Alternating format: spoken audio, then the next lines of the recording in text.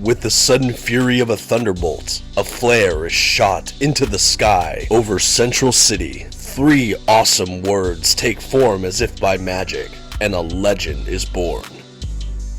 Today on the Comic Book Report, the Fantastic Four Omnibus, Volume 1. Stick around and check it out.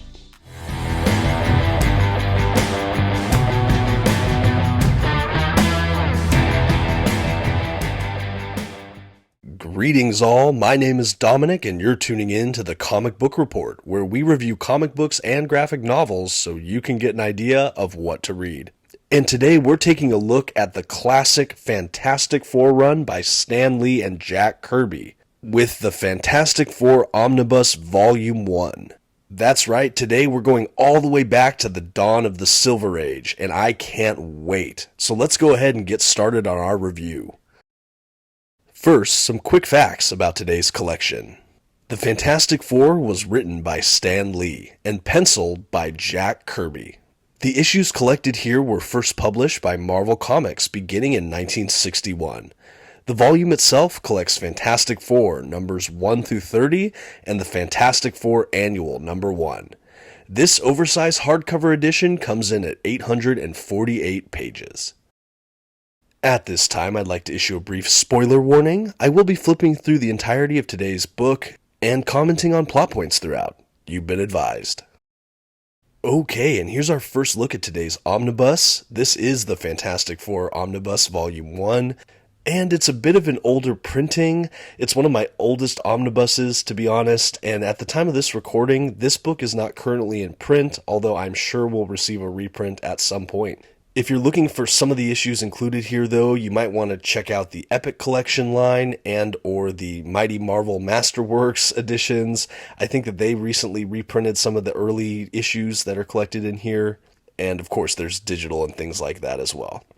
If I can find any of those in-print collections for these early issues, I'll go ahead and add an affiliate link to the description bar for you to take a look at if that's something that interests you. But back to the volume itself, as you can see, this is a pretty standard Marvel omnibus here.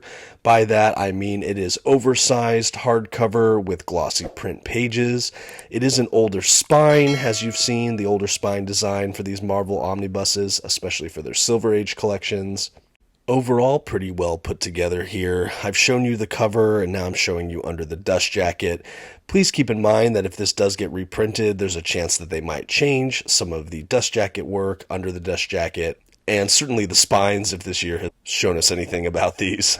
This is just a quick view of the binding. You can see the eye there. My binding is a little rough. Like I said, this is an older book. I didn't really properly stretch out the spine, but everything still has its integrity overall. I'll just be keeping an eye on it moving forward, making sure I get as much longevity out of this book as I can, but just wanted to give you a quick look at that.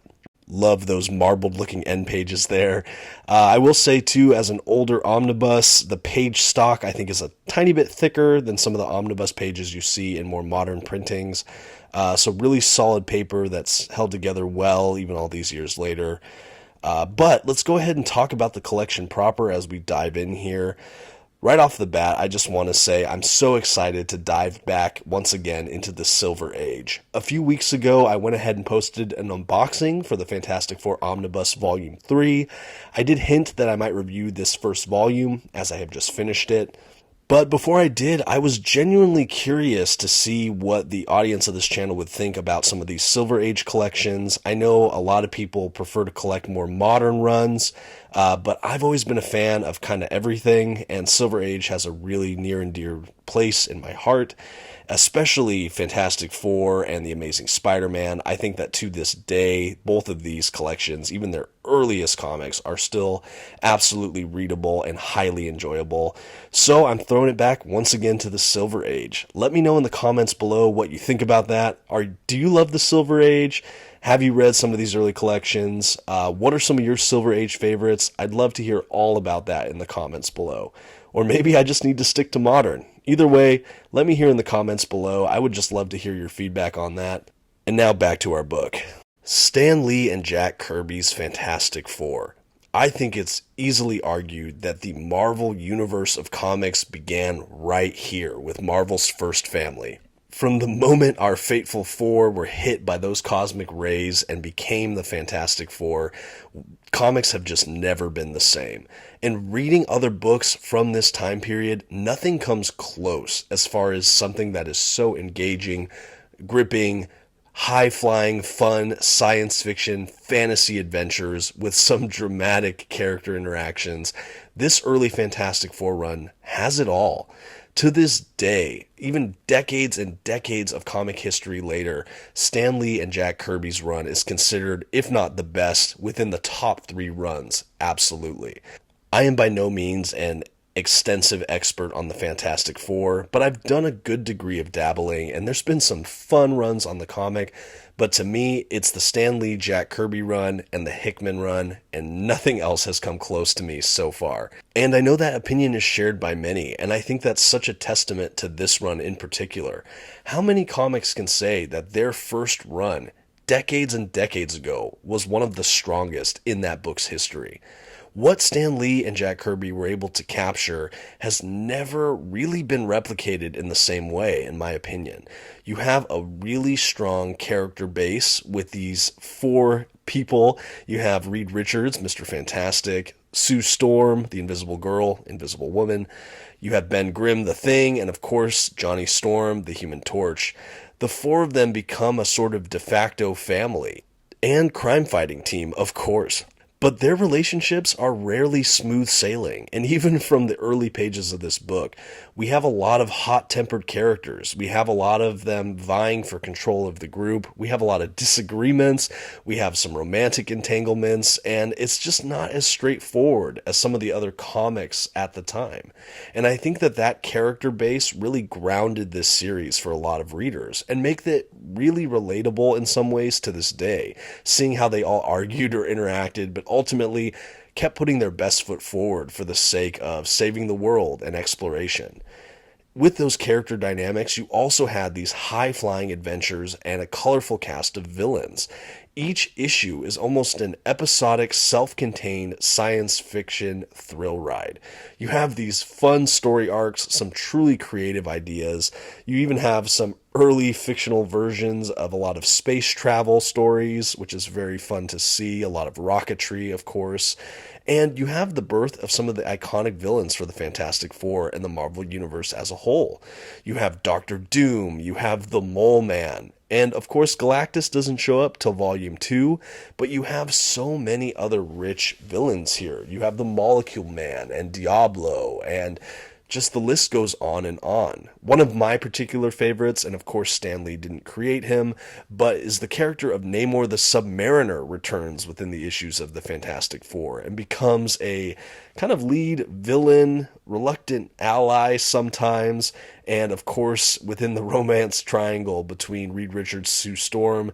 I love the character of Namor. It was such a blast to see him in these early issues of the Fantastic Four and to see some of the adventures play out. This issue we're flipping through right here involves the Red Ghost. This team has a kind of mad scientist guy and 3 kind of chimpanzees or apes that all get exposed to a more concentrated blast of cosmic rays and become a very weird dark mirror version of the Fantastic Four, and they battle it out on the moon. This was a very fun issue for me in this collection. I knew next to nothing about the Red Ghost, but he was quirky, and I love that the origin kind of mirrors the Fantastic Fours. This was also an issue that I believe introduced the Watcher for the first time, and of course the cover was gorgeous and really compelling. So this was a real standout issue just as we're flipping through here. But honestly, there are so many issues like that in this collection that are just standouts.